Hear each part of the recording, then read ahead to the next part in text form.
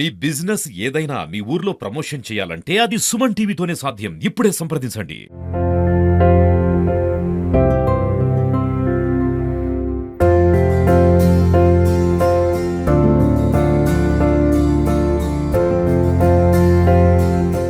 నమస్తే, welcome to Suman TV Warangal. నేను మీ స్వాతి బచ్చు. ఇప్పుడు నేనున్న ప్రదేశం అండి, ఇదంతా కూడా మనకి గీసుకొండ మండలం అంటారండి. గీసుకొండ మండలంలో ఈ ఊరు పేరు కొనాయామకుల అంట. కొనాయామకుల గ్రామంలో ఇక్కడ నార్లు, వెజిటేబుల్స్కి సంబంధించిన నార్లు దొరికే స్థలాన్ని మీకు చూపించబోతున్నాను.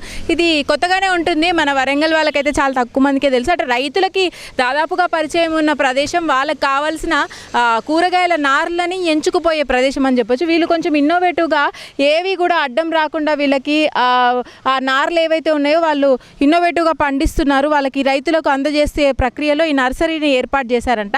అసలు ఈ నర్సరీ గురించి వివరాలన్నీ కూడా తెలుసుకునే ప్రయత్నం చేద్దాం. చూసారా, మొత్తం కూడా మ్యాట్ లాగా ఉంది, నెట్ అంతా వేశారు. దాదాపు చాలా మీటర్ల లోపల వరకే ఉంది ఇదంతా కూడా. నెట్ వేసి అనేక రకాల కూరగాయలు, వంకాయ కానీ, టమాటా, కాలీఫ్లవర్ ఇలాంటి కూరగాయలు అన్నింటినీ కూడా నార్లు దొరికే విధంగా వీళ్ళు ఇక్కడ ఏర్పాటు చేయడం జరిగింది. మనం విజువల్స్లో చూడొచ్చు. ఇదంతా కూడా ఒక్కొక్క దానికి గ్యాప్ ఇచ్చుకుంటూ వీళ్ళు నార్లు వేశారు. ఇక్కడ మనం చూడొచ్చు విజువల్స్లో. మొత్తం అక్కడ దాకా కూడా అలాగే ఉన్నాయి, అన్ని కూరగాయలకి సంబంధించిన నార్లే ఉన్నాయి. ఇక్కడ దాకా రైతు వచ్చి నార్లను ఎంపిక చేసుకొని వాళ్ళ పొలాలలో వేసుకోవడానికి వీలుంటుంది. అసలు దీనికి సంబంధించిన వివరాలను తెలుసుకుందాం. ఇక్కడ వాళ్ళు ఉన్నారు. 3 years అవుతుంది మీరు నడుపుబట్టి. ఏమేమి దొరుకుతుంటాయండి? వంకాయ, 4 రకాల వంకాయ, టమాటా, బంతి, క్యాబేజీ, కాలీఫ్లవర్, బంతి. అంటే వాటిలలో కూడా రకాలు ఉంటాయి? ఉంటాయి. వంకాయలో 4 రకాలు ఉంటాయి. అది ఓకే. టమాటాలో సీడ్ని బట్టి ఉంటుంది. సీడ్ని బట్టి ఉంటుంది. ఎక్కువగా ఈ చుట్టుపక్కల గ్రామాల రైతులందరూ వస్తారు. ఓన్లీ నార్ల వరకే అమ్ముతారు మీరు? ఓకే. ఈ మ్యాట్ ఏంటండి? ఇదంతా కూడా నెట్టే మొత్తం అక్కడి వరకు నెట్టే. ఎన్ని ఎకరాల్లో ఉంది? ఎకరం వరకు మొత్తం కూడా నార్లే వేశారు. అంటే మీరు ఇది ఏంటంటే రబ్బర్ షీట్ లాగా ఉంది అదంతా కూడా. రబ్బర్ షీట్లో రంధ్రాలు ఉంటాయా? అవునండి. 98 ఉంటాయి హోల్స్ ఒక రోలో, ఒక దాంట్లో, ఒక ట్రేలో. ఓహో, ఒక ట్రేలో. ఇక్కడ మీరు చూసారా ట్రే? ఆ ట్రేలో 99 వరకు ఉంటాయంట హోల్స్. ఆ హోల్స్లో సీడ్స్ వేస్తారు. ఆ సీడ్స్ వేసే విధానం కూడా మీకు చూపిస్తాను నేను. ఈ హోల్స్లలో సీడ్స్ వేసి ఇక్కడ పెడుతుంటారు. ఇప్పుడున్న జనరేషన్కి అయితే ఇవన్నీ కూడా తెలియదు, మనం చూపించాలి దగ్గరుండి.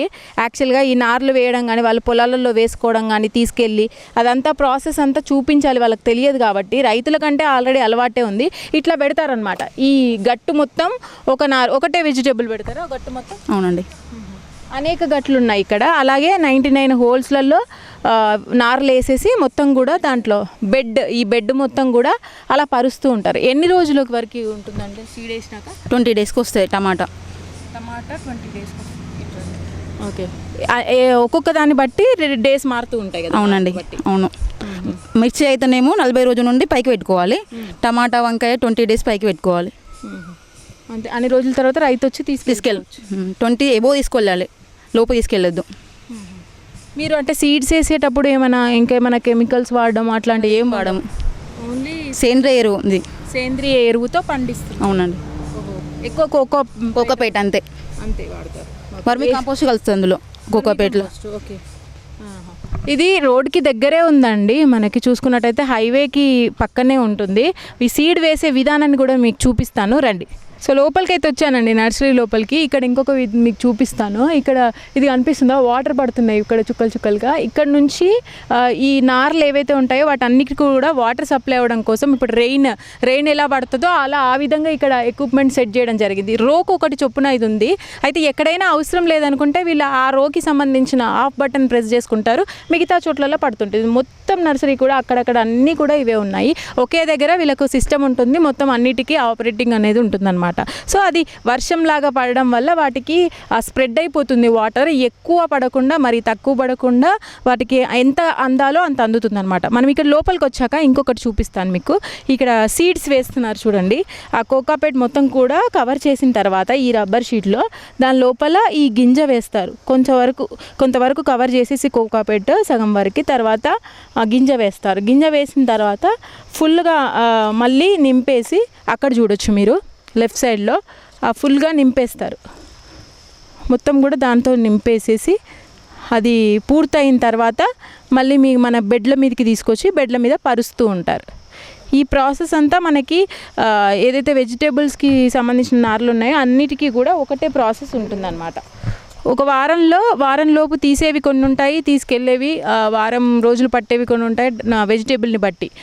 టమాటా అయితే మనకు 5 డేస్లో ఇచ్చేస్తారంట, నారు కానీ క్యాబేజీ టమాటా అలా. ఇదంతా పూర్తయిన తర్వాత ఇలాగే తీసుకెళ్ళి పెడతారండి బెడ్ మీద? పెడుతున్నాం. ఓకే. మీరు అంటే ఈ ఆలోచన ఎందుకు వచ్చింది ఇలాంటి నర్సరీ పెట్టాలని మీకు? అంటే ఈ రైతులకు అందించాలనేసి.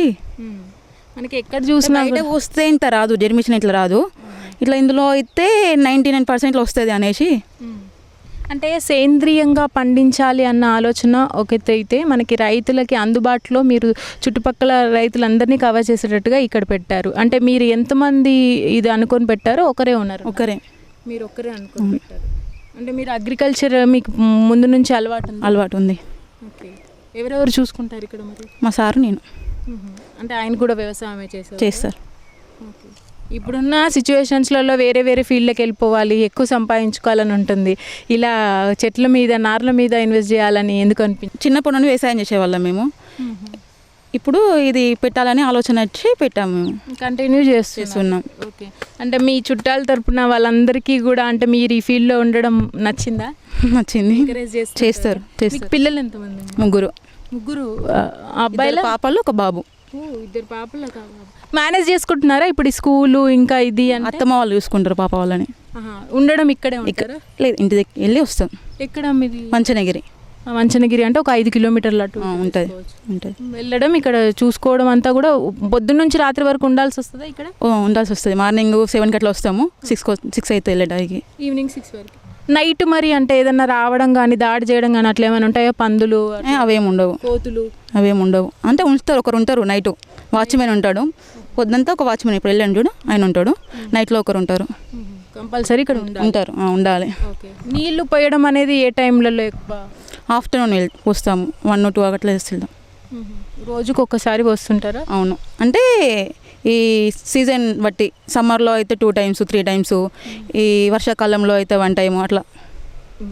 యాక్చువల్గా అంటే మీ వారు ఏమైనా చదువుకున్నారా? చదువుకున్నారండి. ఏం చదువుకున్నారు? ఇంటర్ కంప్లీట్ అయింది. ఇంటర్ తర్వాత ఇక్కడ అగ్రికల్చర్ ఫీల్డ్లోకి వచ్చేసారండి. ఓకే. విన్నారు కదండి. అంటే ఇప్పుడున్న సిచ్యువేషన్స్లలో జనరేషన్ పిల్లలందరూ కూడా ఏదో ఒక సాఫ్ట్వేర్ జాబ్ చేయాలనో ఇంకేదో ఆలోచిస్తూ ఉంటారు. కానీ మనము మన సొంతంగా బిజినెస్ చేసుకునేలో ఆనందము ఇంకెక్కడా ఉండదు. బట్ వాళ్ళకి కొన్ని వేస్ తెలియదు. వాళ్ళకి తెలిసి కూడా వాళ్ళు ఉన్న రైతు కుటుంబంలో అయినా కూడా అది చేయడానికి కొంచెం ఇబ్బంది పడుతూ ఉంటారు. చాలా చదువుకున్న వాళ్ళు కూడా వాళ్ళు ఇంకా అద్భుతాలు సృష్టించవచ్చు వాళ్ళ జ్ఞానంతో. ఇలాంటివి ఇన్నోవేటివ్గా పెట్టుకొని చాలా వరకు మీకు చూపిద్దాం. ఇలాంటివి నిరుద్యోగులు బాధపడకుండా వాళ్ళకు సొంతంగా వాళ్ళ దగ్గర ఏదైతే టాలెంట్ ఉందో వాటిని బయటకు తీసుకొచ్చి ఇలాంటి వాటిలలో డెవలప్మెంట్ అవ్వాలి అనే ఉద్దేశంతోనే ఇలాంటివి తీస్తుంటాము అప్పుడప్పుడు కూడా. మీరు కూడా చూసారు కదా, చాలా సింపుల్గా అనిపిస్తుంది మనకు. బట్ కొంచెం కష్టపడితే ఏంటంటే మీకు ఫ్యూచర్ ఉంటుంది ఇలాంటి వాటిలలో. నార్లు మనం రైతులకి సపోర్ట్ చేసినట్టు కూడా ఉంటుంది. వాటికి సేంద్రియ పద్ధతిలో అందిస్తున్నాం వాళ్ళకి. ఇంతకన్నా మంచిగా ఏముంటుంది చెప్పండి? ఒకసారి ఆలోచించండి మీరు కూడా. మీ భవిష్యత్ అంతా కూడా మీరు తీసుకునే నిర్ణయం మీద ఉంటుంది. రైట్, మీరు కూడా ఇలాంటివి ఇన్నోవేటివ్గా ఆలోచించండి.